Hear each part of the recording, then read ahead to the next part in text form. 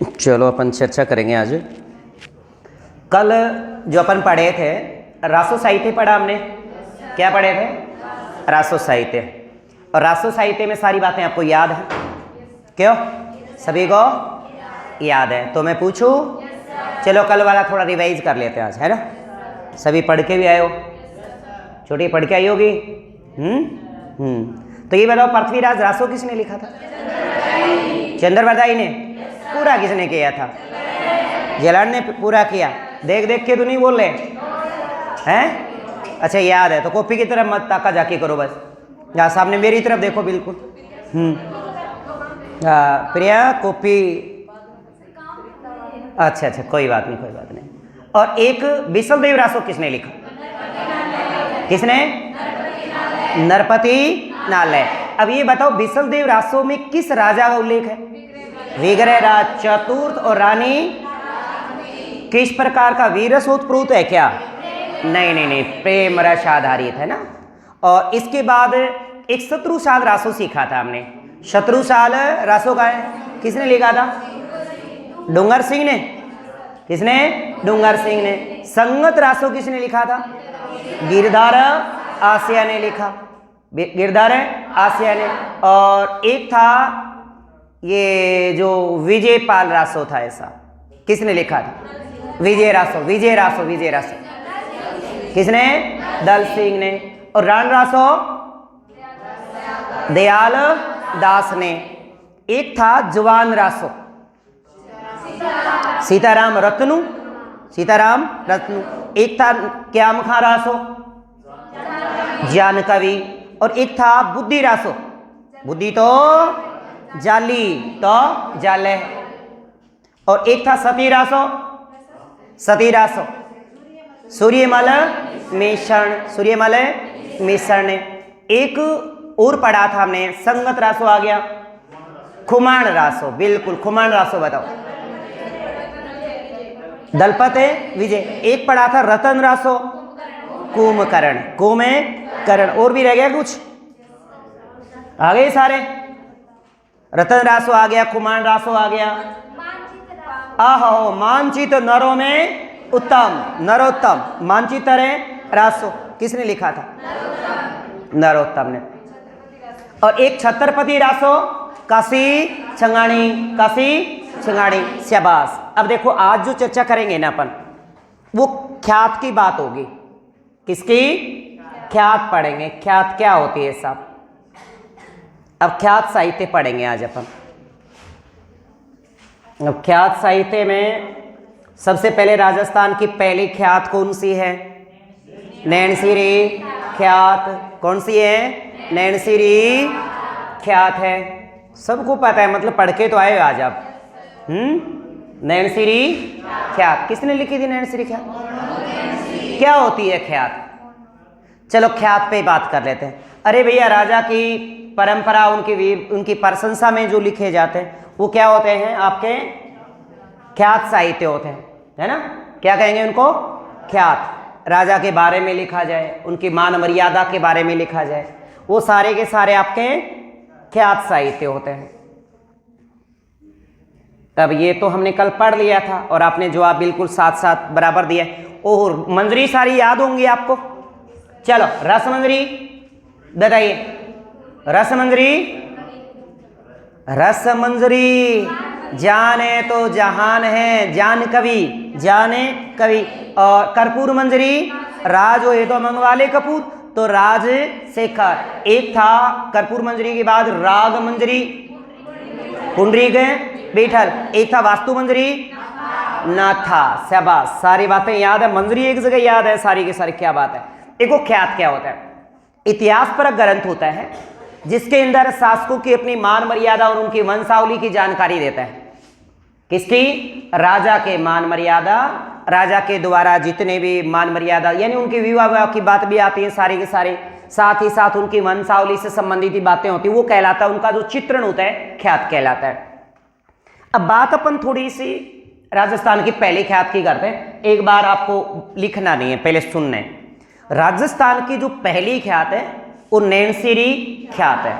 और नैनसी ख्यात को लिखा था मोणोद नैनसी ने। किसने लिखा? मोणोद नैनसी ने। फिर हम ये जानते हैं कि नैनसी जो थे, मोणोद नैनसी, वो जोधपुर के निवासी थे और जसवंत सिंह प्रथम के दरबारी विद्वान हैं। जसवंत सिंह प्रथम के दरबारी विद्वान हैं और इस मोहनूद नैनसी को राजस्थान का अबुल फजल कहा जाता है। अब राजस्थान का अबुल फजल इसको कहा किसने? के.एम. मुंशी, कन्हैयालाल माणिक्यलाल मुंशी, जयपुर वाले कन्हैयालाल माणिक्यलाल मुंशी, के.एम. मुंशी जो जयपुर के हैं, उन्होंने इनको क्या नाम दिया है, क्या उपमा दी है? राजस्थान का अबुल फजल। अब भाई राजस्थान का अबुल फजल कहा होगा तो कोई ना कोई करतियों की तुलना की होगी, है ना। तो आपको पता है कि जो अबुल फजल ने करती लिखी वो अकबरनामा है। क्या है? अकबरनामा। और मोहनूद नैनसी ने जो करती लिखी वो नैनसीरी ख्यात है। यानी नैनसीरी ख्यात की तुलना अबुल फजल की करती अकबरनामा से जो की है वो के.एम. मुंशी ने, और उसी आधार पे इसे क्या बताया गया? राजस्थान का अबुल फजल कहा गया। बात समझ में आई? अब बात मैंने कहा कि राजस्थान की पहली जो ख्यात है, राजस्थान की पहली ख्यात कौन सी? नैनसीरी ख्यात। नैनसीरी ख्यात है। इस नैनसीरी ख्यात को जोधपुर के भी गजेटियर कहते हैं। एक इसे जोधपुर का गजेटियर कहते हैं। क्या कहते हैं? जोधपुर का गजेटियर। जोधपुर का गजेटियर कहते हैं। अब दिमाग में विचार आ रहा है यार ये गजेटियर क्या होता है ना। दिमाग में तो आया, मुझे पता है कि क्वेश्चन तो आपके दिमाग में चल ही रहा होगा। क्या होता है गजेटियर? यानी कहें तो आम भाषा में सरकारी कागजात होते हैं, यानी राजा के रेख देख में जो लिखे, यानी उनकी सारी धार्मिक, सामाजिक और राजनीतिक जो संपूर्ण जानकारी जिसके अंदर लिखी जाती है वो कहलाता है आपका गजेटियर। क्या कहलाता है? गजेटियर। यानी राजा के, यानी अपने यूं मान लो कि चूरू जिले की जानकारी, फिर राजस्थान की जानकारी और संपूर्ण जानकारी के कागजात को क्या कहेंगे अपन? गजेटियर कहेंगे। इसीलिए जोधपुर की हमें संपूर्ण जानकारी देने वाला, संपूर्ण राज इतिहास, उनकी धार्मिक, सामाजिक और राजनीतिक बातों की या उनकी स्थापत्य कला की जो जानकारी देते हैं वो सारा का सारा नैनसीरी ख्यात दे रहा है। नैनसीरी ख्यात में उनकी मान मर्यादाओं के साथ, उनकी वंशावली, उनके धार्मिक, राजनीतिक और साथ ही स्थापत्य कला की बात भी करता है। तो नैनसीरी ख्यात को जोधपुर का क्या कहते हैं? गजेटियर कहते हैं। तो गजेटियर आपको पता चल गया कि गजेटियर क्या होता है। और ये जो नैनसी, जो मोहनूद नैनसी थे, ये जसवंत सिंह के दरबारी विद्वान थे। जसवंत सिंह प्रथम जोधपुर के शासक हैं। जसवंत सिंह के प्रथम के दरबारी विद्वान हुआ करते। कहते हैं इनके ऊपर उस समय 2 लाख रुपए का गबन का आरोप लगा दिया। जो मोहनूद नैनसी थे, मोहनूद नैनसी का भाई है एक सुंदरदास, और दोनों भाइयों के ऊपर 2 लाख रुपए के गबन का आरोप लगा दिया और फिर इनको गुजरात में बंदी बना दिया गया। कहते हैं कि इनको बंदी बना करके गुजरात की धरा से जब राजस्थान की जोधपुर धरा में लाया जा रहा था, किनको? मोहनूद नैनसी और सुंदर दास को। तो जैसे जोधपुर की धरा में प्रवेश किया तब उससे पहले ही नैनसी ने एक बात कहते हुए, दोनों भाइयों ने आत्महत्या की थी कि इस पाप के साथ हम पाक धरा पे, क्या बोले भाई, उसके ऊपर जो आरोप लगाया था ना, इस पाक धरा पे, इस पाप के साथ हम इस धरा पे प्रवेश नहीं करेंगे। और दोनों ने आपस में क्या मार ली? दोनों भाइयों ने कटार मार ली और 1670 में इनकी मृत्यु हो गई। तो मैंने जो बताया कि राजस्थान की जो पहली ख्यात है वो नैनसीरी ख्यात, नैनसीरी ख्यात है, जिसको लिखा है मोहनूद नैनसी ने। अब नैनसी हैं कौन? नैनसी जोधपुर के हैं, जसवंत सिंह प्रथम के दरबारी विद्वान हैं। क्या बताया मैंने? जोधपुर के रहने वाले हैं और जसवंत सिंह प्रथम के दरबारी विद्वान हैं। उपमा की बात करें, उपमा इनको कहा जाता है राजस्थान का अबुल फजल। अब राजस्थान का अबुल फजल उपमा किसने दी है? के.एम. मुंशी ने, के.एम. मुंशी। और ये के.एम. मुंशी कौन है? जयपुर के रहने वाले हैं, कन्हैयालाल माणिक्यलाल वर्मा, जिसने राजस्थान का इतिहास भी लिखा है। अब इसे जो नैनसीरी ख्यात की तुलना, मैंने कहा नैनसीरी ख्यात की तुलना इन्होंने किससे की है? अकबरनामे। और उसी बेस पे इसे क्या कहा है? नैनसी को राजस्थान का अबुल फजल कहा है। इसे जोधपुर का गजेटियर भी कहा जाता है। एक इनकी करती है मारवाड़ परगनारी विगत। कौन सी है? मारवाड़ परगनारी विगत। ये बात थोड़ी गलत है, जोधपुर का गजेटियर इसको नहीं कहा जाता, जोधपुर का गजेटियर नैनसीरी ख्यात को कहा जाता है। तो मारवाड़ परगनारी जो विगत है, मारवाड़ परगनारी विगत को भी इसी नैनसी ने लिखा था। यानी इसको मारवाड़ परगनारी विगत को राजस्थान का गजेटियर कहते हैं। राजस्थान का गजेटियर मतलब राजस्थान की संपूर्ण जानकारी मिलती है, राजाओं महाराजाओं के बारे में, उनकी धार्मिक राजनीतिक जो भी उनकी बातें थी वो हमें कहाँ मिलती हैं, राजस्थान के मारवाड़ परगनारी विगत करते में, जिसको लिखा किसने, नैनसी ने लिखा है।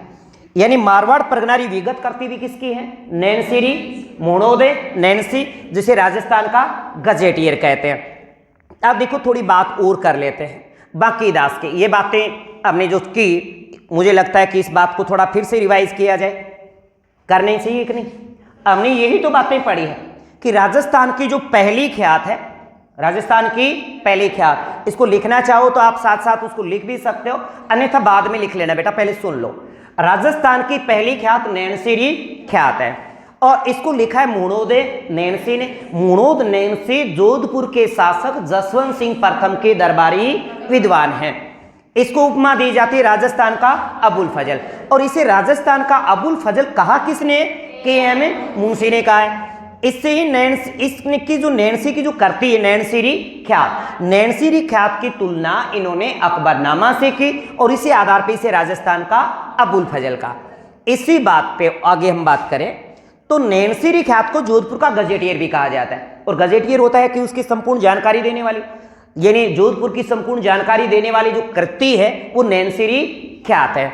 अब इसके बाद मारवाड़ परगनारी विगत, जिसे राजस्थान का गजेटियर कहते हैं, इसमें राजस्थान की जानकारी मिलती है, राजाओं के वंशावली के। इसके बाद है अगली जो करती बाकी दासरी ख्यात। ये जो बाकी दास है ये जोधपुर के शासक मानसिंह, जोधपुर के शासक है मानसिंह, जोधपुर के शासक मानसिंह के दरबारी विद्वान हुआ करते थे।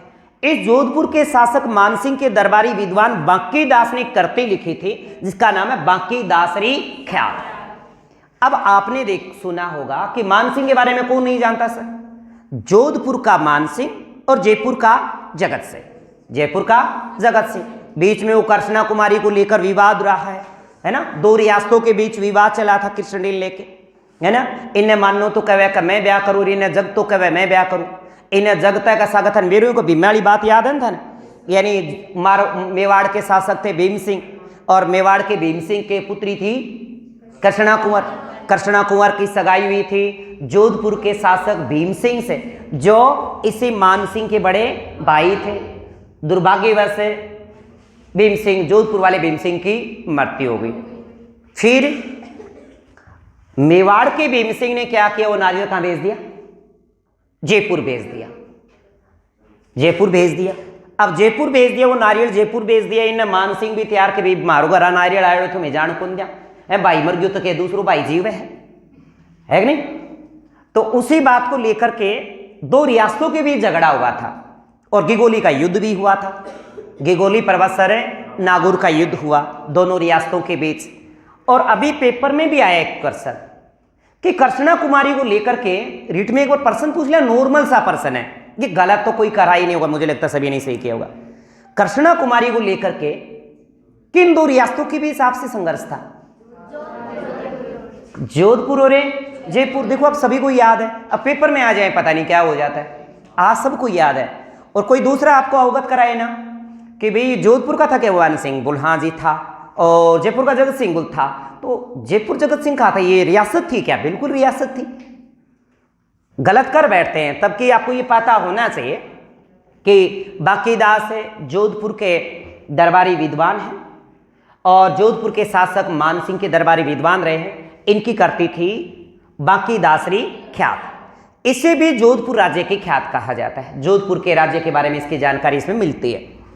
अब देखो इस बांकी दास की जो अन्य करतियां हैं, दातार बावनी है, दातार बावनी, जबकि एक तो मान जसो मंडन।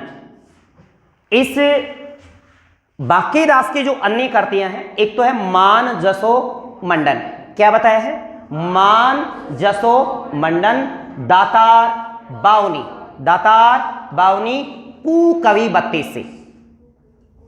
क्या कहा मैंने आपको, अभी मैंने कहा कि इसकी 3 करतियां और हैं सा, किसकी बात करें अपन, बांकी दास की। एक तो है मान जसो मंडन, मान जसो मंडन, एक है कुकवि 32सी, कुकवि 32सी, और एक है दातार 52, दातार 52। ये जो करतियां हैं ये बांकीदास की, एक तो बांकीदास की करती बांकीदास री ख्यात, और एक है मान जसो मंडन, कुकवि 32सी और दातार 52। यहां पे थोड़ा विवाद आएगा। देखो यहां पे 52 है, क्या है 52। अब 52 नाम से कई करती हैं राजस्थान के इतिहास में। देखो राजस्थान के साहित्य में 52 नाम से कौन कौन सी करती हैं। एक तो हमने पढ़ा अभी जो बात किए जा रहे थे, दातार 52, दातार 52। जो आदमी दातार हुए ने वो बांगो के दातार को नहीं जगह बोल के बांगो हो रही थू दी नहीं बनो ही दातार हो रही हो तो बोली जाए अपने भाषा में। ये 52 याद करवाता हूं आपको मजाक मजाक में, है ना, मजाक में याद कर लेंगे। देखो दातार कई बार अपने आम मारवाड़ी भाषा में बोली जाए दातार हो रही हो ये बोलियो फिर बांगो अंडे होना रहे तो क्या हो गयो बाकी दास, है ना। पहले तो हो गयो दातार, ये बांगो यो दास बनी अंडा ना गई है, समझ में आ गई। अब इसके बाद देखो अन्य जो करतियां हैं दातार 52 की बात की, एक आते स्वतंत्र 52, स्वतंत्र 52। अब भैया कोई आदमी स्वतंत्र होएगा तो कहीं पे भी जाए हवाई जहाज की तरह तेज चलेगा कि नहीं चलेगा, किसी को डर नहीं है कि नहीं, है कि नहीं। कोई आदमी क्या है स्वतंत्र है, स्वतंत्र है तो तेज कवि, और ये तेज कवि जैसलमेर के, जैसलमेर के। अब एक बात देखो सियासन 52, सियासन, सिंहासन है, सॉरी सिंहासन लिखना है, सिंहासन है 52। अब देखो सिंहासन 52, सिंहासन पर बैठा कोई आदमी सुंदर लगेगा तभी तो सिंहासन विराजमान रहे ना, सुंदर है दास। अरे भैया सिंहासन पर कोई आदमी बैठे है, आदमी क्यों होना चाहिए सिंहासन पर बैठे हो, सुंदर होना चाहिए। स्वतंत्र अंडा को वो तेज, और दातार होगा वो बांगो अंडा जागो, बाकी दास, बाकी दास याद रह जाएगी।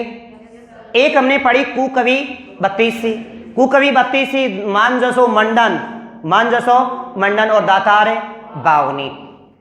एक और आती दुर्साडा की करती, दातार 52, स्वतंत्र 52, सिंहासन 52 है, किरतार 52, बिल्कुल है किरतार है। अब देखो किरतार 52, देखो भैया तार है, तारा की आवाज तो दूर तक सुना जावे, कौन की दुर्सा आडा, दुर्सा आडा। तो देखो ये सारी की सारी 52 होगी, कितनी 52 होगी, 4 52 होगी, है ना। एक तो हमने पढ़ा दातार 52, वो करती है बांकी दास की। पर ये याद रखनो जिको आदमी दातार हो जावे पहले तो हो के दातार ई बंगो यो अंडे मारवाड़ी कमाई।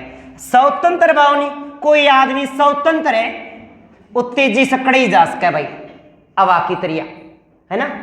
और पीछे पीछे कोई साथ हो जब धीरे चालना पड़े, तेज कौन चाल सके स्वतंत्र ने हुए तो ये शादी का में आदमी थोड़ी बात बंदिश हुए तेज चाल के बैठे बिना दुल्लो भी पहली बार धीरे धीरे, इन्हें गुड़िया भी धीरे धीरे, है ना। कई बार तो धीरे चल बेट, धीरे चल मंडा, धीरे चल, तेज चल लगी तो यहाँ तेज चलती अंडा की, है बेचारी का पग पकड़ ली बांध ली, कई तो न्यू पग पकड़ के चलावे हैं दोनों के दोनों। तो स्वतंत्र 52 तेज। अब देखो सिंहासन, सिंहासन पे बैठा होगा कोई सुंदर व्यक्ति, सुंदर रास। अब देखो कीरतार, अरे बोले तो तार, तार दूर ताई सुनेगा तो दुर्सा आडा, दुर्सा आडा, या तार हो गया दूर ताई आडा, है कि नहीं। कैसे भी याद करो कि किरतार हो गया, तार हो गया दूर ताई आडा, दुर्सा आडा बीकानेर के हैं सर। और दुर्सा आडा के बारे में कौन नहीं जानता, अकबर के दरबार में थे, दरबारी विद्वान रहे हैं, और बाद में सिरोही के जो शिव सिंह थे उसके दरबारी विद्वान रहे हैं। कौन है, दुर्साडा। और दुर्साडा ने तो महाराणा प्रताप के ऊपर 72 एक विरुद्ध क्षेत्री नाम से विरुद्ध छैत्री, छैत्री यानी छैत्री का मतलब 76 से है। कितना है? 76। महाराणा प्रताप को 76 उपमाएं दी थी दुर्साढ़ा ने। किसने? दुर्साढ़ा ने। इसके करती विरुद्ध छैत्री भी है। किसकी? दुर्साढ़ा की। दुर्साढ़ा के विरुद्ध छैत्री भी इंपोर्टेंट करती है। किरतार बावनी भी दुर्साढ़ा की है। सियासन बावनी सुंदरदास की है। स्वतंत्र बावनी तेज कवि की है। दातार बावनी बांकी दास की है। और हमने पढ़ा बांकी दास की ने क्या क्या करती थी। एक तो बांकी दासरी ख्यात, बांकी दासरी ख्यात, और एक पढ़ा मान जसो मंडन, मान जसो मंडन।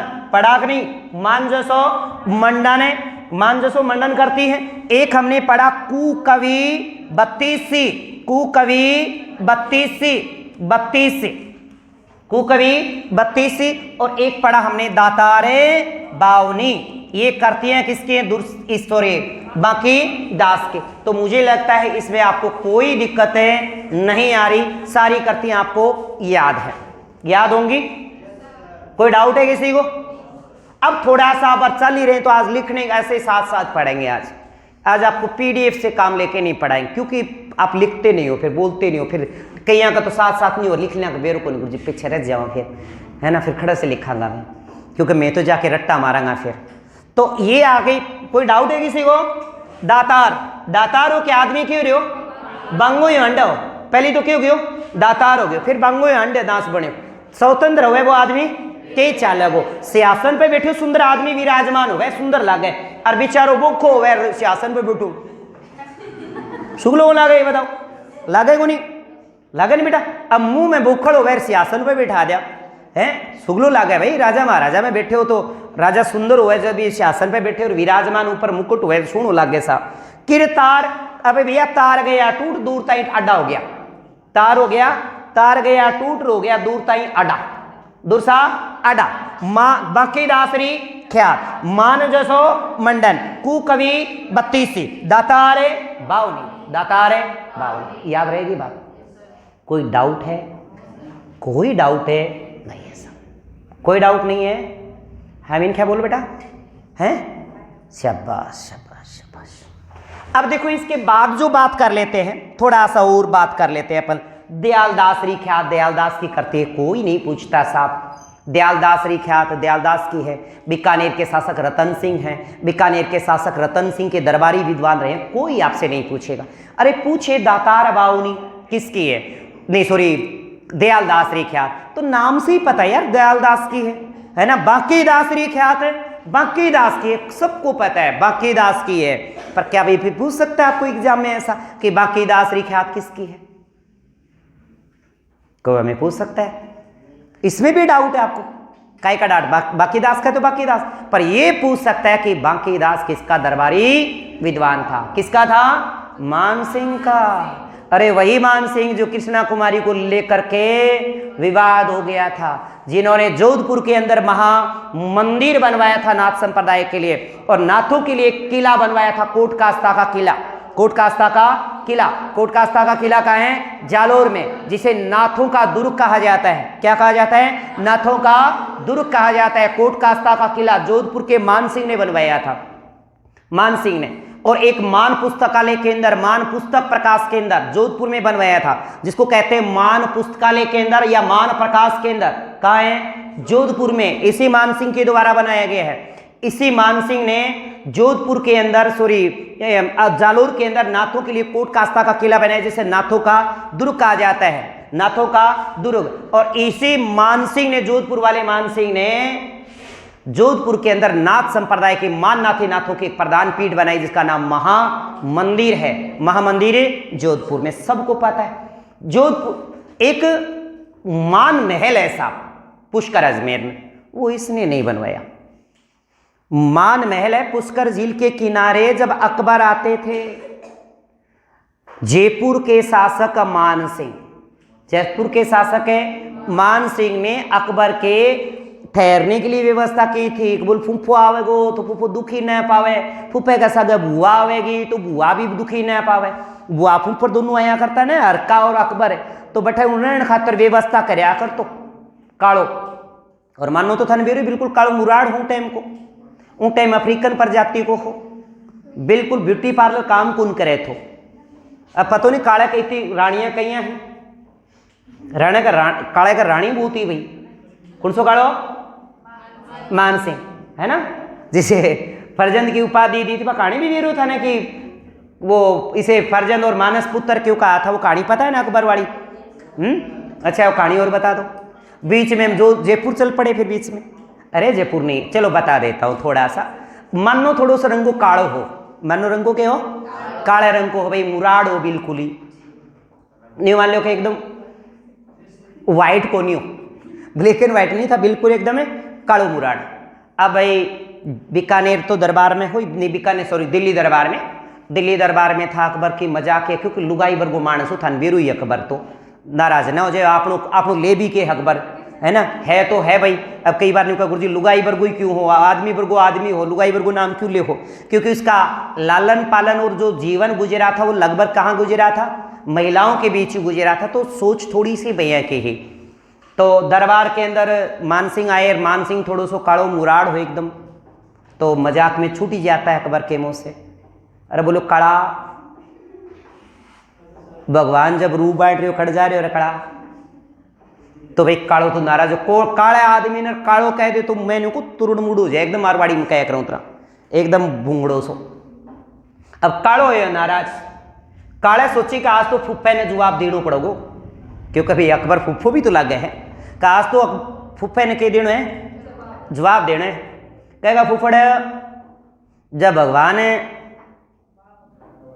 भगवान जब बाल वाली बात को नहीं रूप बांटे हो, जैसा मैं बुद्धि वाला पार्ट में चले गए दो तीन बार बुद्धि वाला पार्ट में चले गए, और जो बात सुंदरी वाली बात आ रही है और ये जो मूर्ख विभाग वाला जो काम हो बठे में गए ही को नहीं, क्योंकि उठे मान लो कोई और कोई रिश्तेदार चले गयो, कौन चले गयो रिश्तेदार, तो अकबर ने क्या बना दियो मूर्ख बना दियो।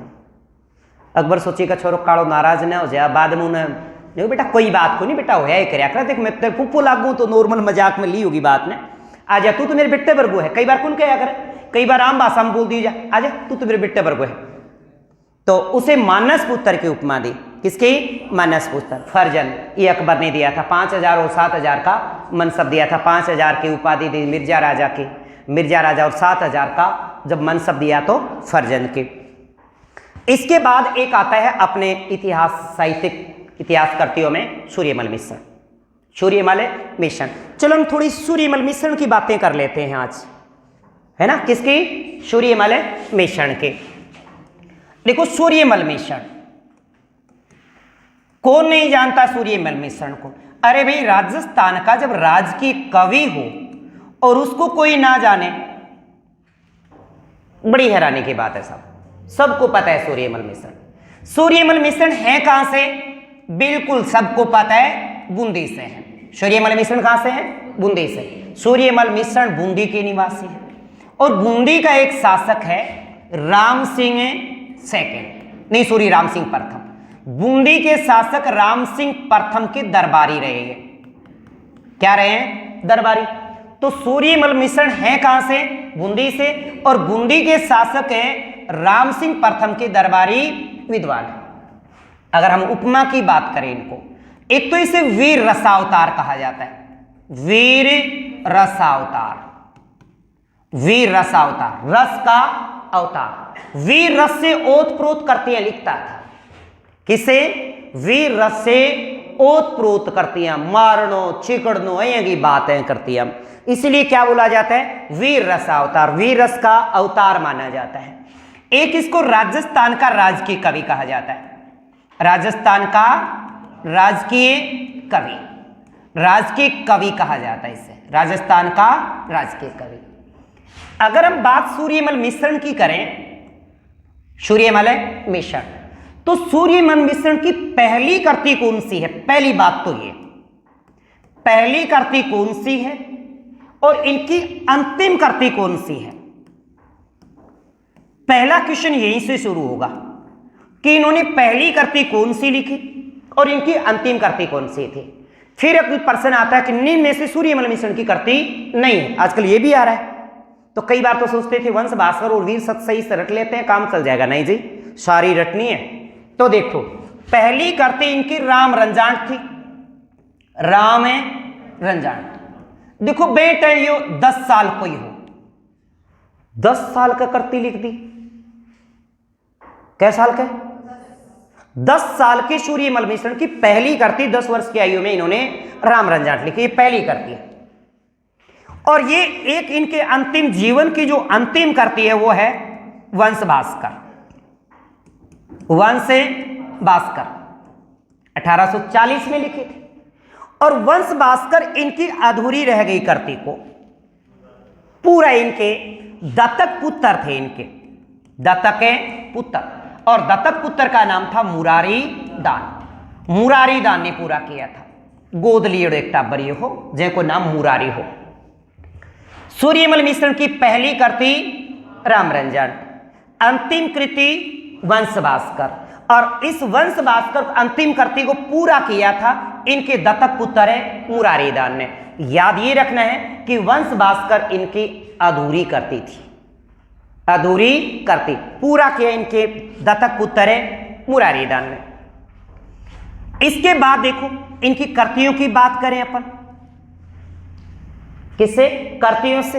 अगर कर्तियां बात करें तो पहले हम एक लाइन लिख लेते हैं, जैसे वंश भास्कर, वंश भास्कर, वीर सतसई, वीर सतसई, वंश भास्कर, वीर सतसई, राम रासो, राम नहीं राम रासो थोड़ी आएगा, वंश भास्कर, वीर सतसई, सती रासो, सॉरी सती रासो, राम रंजांट, राम रंजांट, बलवन विलास, बलवन विलास, दातु रूपावली, छंदम मयूख, छंदम मयूख, उमेद चरित्र, उमेद चरित्र, और एक है बुध चरित्र या बुध चरित्र, उमेद चरित्र, बुध चरित्र। ये कर्तियां सूर्यमल मिश्रण की हैं। तो वंश भास्कर, वीर सतसई, सती रासो, राम रंजांट, बलवन विलास, धातु रूपावली, छंदा मयूख, उमेद चरित्र, बुध चरित्र, बुध चरित्र। जबकि बुद्धि रासो कर्ती जालह की है, किसकी है? जालह की है। और एक देखो बिन्नी रासो, बिन्नी रासो महेश दास। तो वंश भास्कर, वीर सतसई, सती रासो, राम रंजाट, बलवन विलास, धातु रूपावली, छंदम मयूख, उमेद चरित्र, बुध चरित्र। बोले स्वाहा। हाँ बोलो टाबरो, हाँ सग सग बोलिया करो। वंश भास्कर, वीर सतसई, सती रासो, राम रंजाट, बलवन विलास, धातु रूपावली, छंदम मयूख, उमेद चरित्र, बुध चरित्र, स्वाहा। याद होगी? ले भाई कमाल की बात है। छोड़िए बैठी बैठी आप ही दांत निकालिए, आप ही प्रश्न और आपको ही उत्तर। बोलो ये बोला तो मैं याद को नहीं के कहो ये बोलो बेटा, ये बोलोगी तो याद होगो। बोलो वंश भास्कर, वीर सतसई, सती रासो, राम रंजाट, बलवन विलास, धातु रूपावली, छंदम मयूख, उमेद चरित्र, बुध चरित्र। बोले बाके बिहारी की जय हो। याद हो नहीं? अब देखो इसमें एक बात ये भी पूछता है कि जो वीर सतसई करती है, वीर सतसई, वीर सतसई करती को इसके अंदर 1857 ईस्वी की जो क्रांति हुई थी, 1857 की क्रांति, वीर सतसई में 1857 की क्रांति का उल्लेख मिलता है। किसका? 1857 की क्रांति का। तो सूर्यमल मिश्रण से आप याद रखिएगा, बूंदी के रहने वाले हैं। बूंदी के शासक राम सिंह प्रथम के दरबारी विद्वान हैं, जिनकी उपमा है वीर रसावतार। रस और राजस्थान का राजकीय कवि। इनकी पहली कृति राम रंजान, इनकी अंतिम कृति वंश भास्कर, जिसको पूरा किया था दत्तक पुत्र मुरारी दान ने। सारी कृतियां याद रखनी चाहिए, क्योंकि पेपर में जब क्वेश्चन ये पूछ लिया गया कि निम्न में से सूर्यमल मिश्रण की कृति नहीं है, तो भैया 3 तो इसमें से डालेगा और 1 करती वो डालेगा जो नहीं होगी, है कि नहीं। तो याद रखना है फिर, वंश भास्कर वीर सतसई राम रंजान, वंश भास्कर वीर सतसई सती रासो राम रंजान बलवन विलास धातु रूपावली छंदा मयूख उमेश चरित्र बुद्ध चरित्र, बोले बाकी बिहारी की जाओ। याद हुई कि नहीं हुई? याद हुई? शाबाश। अब देखो सूर्यमल मिश्रण के ऊपर एक पुरस्कार दिया जाता है। क्या दिया जाता है? पुरस्कार, सूर्यमल मिश्रण पुरस्कार। और सूर्यमल मिश्रण जो पुरस्कार देती है वो राजस्थानी भाषा कला साहित्य संस्कृति अकादमी बीकानेर, जिसकी स्थापना 1883 में हुई थी, 1883 में हुई थी, जिसके द्वारा एक पत्रिका भी प्रकाशित होती जागती जोग। और उसी राजस्थानी भाषा साहित्य संस्कृति अकादमी जो बीकानेर में है, जिसकी स्थापना 1883 में हुई थी, जिसके द्वारा पत्रिका प्रकाशित होती है जागती जोग, उसी के द्वारा सूर्यमल मिश्रण पुरस्कार की शुरुआत हुई थी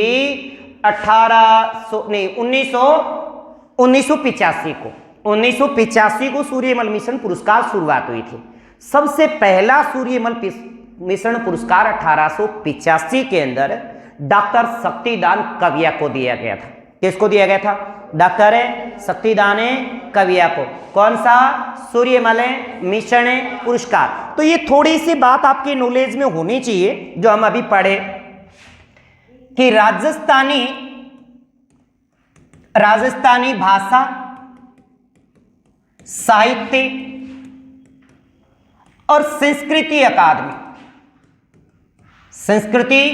अकादमी जी, बिल्कुल ये जो राजस्थानी भाषा साहित्य संस्कृति अकादमी है ये सब बीकानेर में है। कहाँ है? बीकानेर। और इसकी स्थापना 1983 ईस्वी को हुई। कब हुई? 1983। इसके द्वारा एक पत्रिका प्रकाशित होती है, एक पत्रिका प्रकाशित होती है जिसका नाम है जागती ज्योत। जागती ज्योत थी साहब, जागती ज्योत एक पत्रिका है, जागती ज्योत। और इसी के द्वारा जो पुरस्कार दिया जाता है, पुरस्कार वो है सूर्यमल मिश्रण पुरस्कार, सूर्यमल मिश्रण पुरस्कार। और इस सूर्यमल मिश्रण पुरस्कार की जो शुरुआत हुई है, शुरुआत वो 1985 को हुई है, 1985। क्योंकि आजकल ये पहले वाला चक्कर ज्यादा करने लगे। कई बार देखो आजकल एग्जाम में अभी ताजा ऐसी कुछ घटनाएं घट रही हैं कि पहला पूछ रहा है वो, क्योंकि करंट तो कई बार करंट तो सभी पढ़ के जाते हैं, पहला पूछ लेता है, लो भाई कर लो बात। हम तुरंत करंट के याद करते हैं, सुबह से लेकर शाम तक करंट के ऊपर लगे रहते हैं, ये हुआ ये उसको पुरस्कार दिया, ये वहां की घटनाएं, मतलब पढ़ते लिखते पागल हो जाए होते हैं। और पूछ लेता है जी पहले का, बताइए पहला कौन था? तो याद रखिएगा सूर्यमल मिश्रण पुरस्कार की जो शुरुआत हुई 1985 में हुई। प्रारंभ में जो राशि दी जाती थी, पर यह बात तो देखो प्रारंभिक राशि तो आपको याद नहीं रखना है, वर्तमान में कितना दिया जाता है। प्रारंभिक में 21,000 रुपए का चेक मिलता था, 21,000 रुपए मिलते थे सब। परंतु वर्तमान स्वरूप जो राशि है, वर्तमान में जो राशि दी जाती है वो 71,000 है। कितनी है? 71,000 रुपए। और सूर्यमल मिश्रण पुरस्कार जो पहला दिया गया है, पहला पुरस्कार जो दिया गया है वो डॉक्टर शक्तिदान कविया को दिया गया, शक्तिदान कविया को दिया गया। ये बात समझ में आई? याद रहेगी बात। राजस्थानी भाषा साहित्य संस्कृति अकादमी कहां पे है? बीकानेर। स्थापना हुई 1983 और पत्रिका प्रकाशित होती है जागती ज्योत। पुरस्कार दिया जाता है सूर्यमल मिश्रण पुरस्कार, जिसकी शुरुआत 1985, प्रारंभिक राशि 21,000, वर्तमान राशि 71,000। पहला पुरस्कार डॉक्टर शक्तिदान कविया को दिया। कोई डाउट किसी को? कोई डाउट नहीं है। तो हमने सूर्यमल मिश्रण की सारी बातें पढ़ ली हैं। अब थोड़ा चलते हैं अपन राजशेखर पे। किस पे? राजशेखर। चलो हम दरबारी विद्वान राजशेखर की बात करेंगे। महेंद्रपाल और महिपाल की कृतियां देखते हैं आज। ठीक है, किसकी? महेंद्रपाल और महिपाल। देखो राजशेखर की बात करते हैं। राजशेखर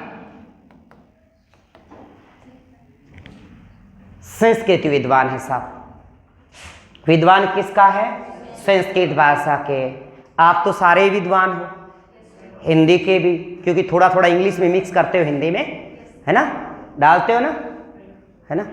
तो ये जो राजशेखर है ये किसके दरबारी रहे हैं? दो व्यक्ति हैं, प्रतिहार शासक है महेंद्रपाल प्रथम और महेंद्रपाल प्रथम का बेटा महिपाल प्रथम।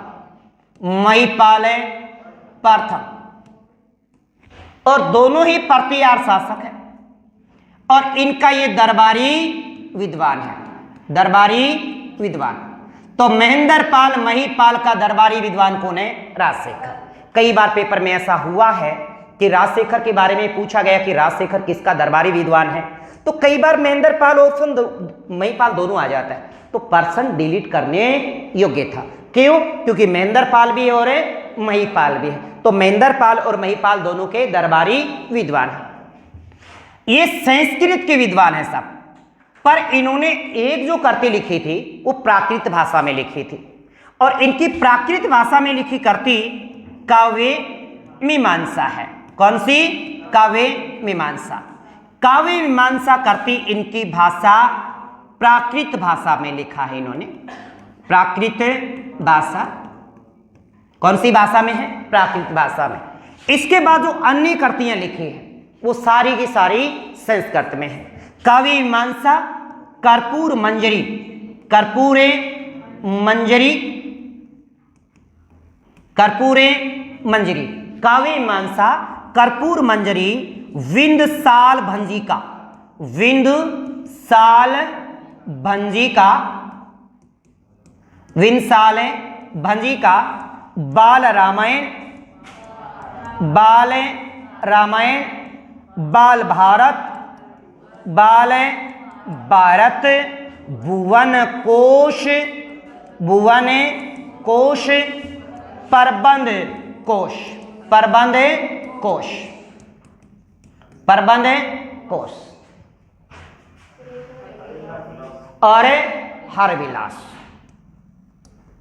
हरे विलास। तो क्या बोलेंगे? काव्य मीमांसा, कर्पूर मंजरी, विंसाल भंजिका, बाल रामायण, बाल भारत, भुवन कोश, प्रबंध कोश, हर विलास। बोले स्वाहा। क्या बोले? स्वाहा। क्योंकि अपने तो यही है, वो बोलते हैं ना अग्नि देवता भू देवता स्वाहा, क्योंकि लास्ट में अग्नि ने समर्पित कर दिया, क्योंकि अग्नि देवता की घरवाली के नाम जरूर ले लेते हैं, क्योंकि कोई भी चीज आप चढ़ावा तो अग्नि ने समर्पित करनी पड़े। पर अपने सारो अग्नि का नागेर दियो को दे यो लो भाई मम पड़े वो सारो अग्नि में, है ना। तो काव्य मीमांसा, काव्य मीमांसा, कर्पूर मंजरी, विंसाल भंजिका, बाल रामायण, बाल भारत, भुवन कोश, प्रबंध कोश, हर विलास। स्वाहा। क्या बोले? स्वाहा। अरे स्वाहा, स्वाहा से काम नहीं चलेगा, साथ साथ बोलिएगा। काव्य मीमांसा, कर्पूर मंजरी, विंसाल भंजिका, बाल रामायण, बाल भारत, भुवन कोश, प्रबंध कोश, हर विलास। स्वाहा। शाबाश, मिलके बोलो बेटा। काव्य मीमांसा, कर्पूर मंजरी, विंसाल भंजिका, बाल रामायण, बाल भारत, भुवन कोश, प्रबंध कोश, हर विलास। स्वाहा। याद हुआ कि नहीं हुआ? है? चलो एक बार बिना देखे बोलते हैं आप लोग, देखो बोलेंगे काव्य मीमांसा, कर्पूर मंजरी, बोलो काव्य मीमांसा, क्या हुआ भाई? काव्य मीमांसा, कर्पूर मंजरी, विंसाल भंजिका, बाल रामायण, बाल भारत, भुवन कोश, प्रबंध कोश, हर विलास। स्वाहा। फिर बोलो काव्य मीमांसा, कर्पूर मंजरी, विंसाल भंजिका, बाल रामायण, बाल भारत, भुवन कोश, प्रबंध कोश, हर विलास। स्वाहा। याद हुआ कि नहीं? आहा। हाँ, याद हुआ भाई, आहा। याद हो गया। ये कृतियां थी राजशेखर की। तो राजशेखर पे एक प्रश्न पूछा जाता है हमें कि राजशेखर किसका दरबारी विद्वान है, तो हमारा जवाब होगा महेंद्रपाल, महिपाल। ऑप्शन में देखेंगे महेंद्रपाल है या महिपाल है, दोनों में से एक मिलना है। दोनों मिले तो किसी एक को कर देना, पर्सन डिलीट करने योग्य है और डिलीट ही होता है फिर अगर दोनों है तो। और जो इनकी कृति जो विंसाल भंजिका है, विंसाल भंजिका में इन्होंने महेंद्रपाल और महिपाल की उपाधियों की भी बात करता है। जब हम प्रतिहार वंश पढ़ेंगे तो डिटेल से महेंद्रपाल और महिपाल की बात उस विंसाल भंजिका में चर्चा करेंगे। बीच में अपन हिस्ट्री के पेज नहीं खोलेंगे, अन्यथा थोड़ा लंबा चला जाएगा फिर उसमें स्टीकरता के अंदर। अब देखो थोड़ी बात अपन महाणा कुंभा से कर लेते हैं। किसकी? महाणा कुंभा के। यानी पहले मोटे मोटे जो आपको याद होने चाहिए, महाणा कुंभा जी। आइएगा, चलते हैं जी कुंभा के पास। महाराणा कुंभा, महाराणा कुंभा को स्थापत्य कला का जनक कहा जाता है। स्थापत्य कला का जनक कहा जाता है। राजस्थानी स्थापत्य कला का जनक महाराणा कुंभा है कि नहीं? वीर विनोद के अनुसार मेवाड़ में जो 84 दुर्ग हैं उसमें से 34 या 35 या 32, 34 या 35, 34 किसने बनवाए? महाराणा कुंभा ने। अब देखो महाराणा कुंभा बड़े गजब आदमी है साहब। आदमी के जोर कोई डॉक्टरों से हो, सारी चीज वही मतलब गाणो भी बजाणो भी कमाल है भाई। अपन तो पढ़नो भी को नहीं आवे। इस विद्वान है ये भी अपने आप में। अब इन्होंने खुद ने कृतियां लिखी तो सबसे महत्वपूर्ण इनकी कृति है संगीत राज। बिल्कुल, कौन सी? संगीत राज। महाराणा कुंभा की सर्वश्रेष्ठ और सबसे विस्तृत और विद कृति संगीत राज। संगीत राज के 5 भाग हैं साहब। 5 भागों में है। कितने भाग हैं? 5। अब 5 भागों के अलग अलग नाम है साहब। देखो साहब, पहली बात वैसे याद नहीं रहता आपको, पहले थे नॉर्मल बातें ले लो। जी पहले आदमी की में लिखा है वो गीत, गीत रतन कोश। और गीत बनाओगो और कोई न कोई पाठ में लिख देगो, पाठ्य रतन कोश लिख दियो। एक बाद में कोई म्यूजिक मैजिक देगो, संगीत रतन कोश, संगीत रतन कोश। यानी गीत, पाठ्य, रतन और एक आता है रस, तो लास्ट में आएगा नृत्य, रस, रतन कोश। अब आदमी ने जब रसायन लाग जागो तो गाना गाओगो और नाचोगो, नृत्य रतन कोश, है ना? गाएगा भाई पक्का। तो याद रखिएगा कि संगीत राज 5 भाग में है। कितने भाग में है?